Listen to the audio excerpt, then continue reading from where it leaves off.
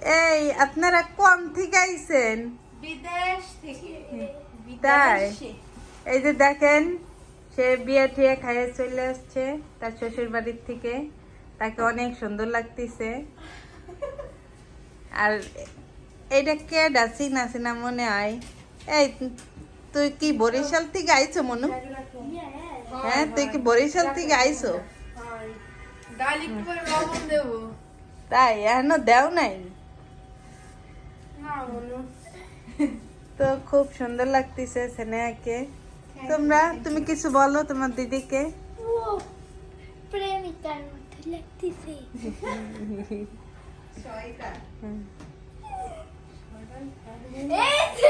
দিদি না না ওদের বলতেছে কেমন আছো, তাই বলতিছে কেমন আছো।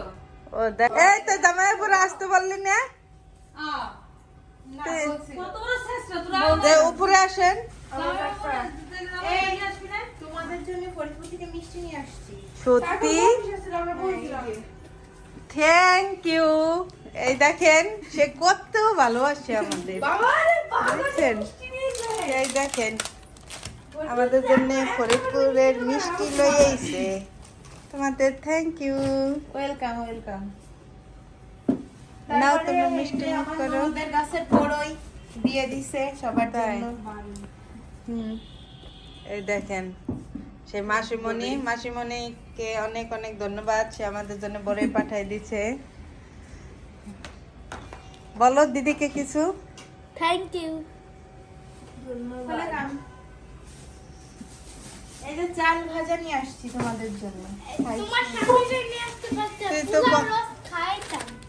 ওই দেখছো কি কইতেছে, তোমার জামাইরে লই আইতা পোলাও রোস্ট খাওয়াইতো।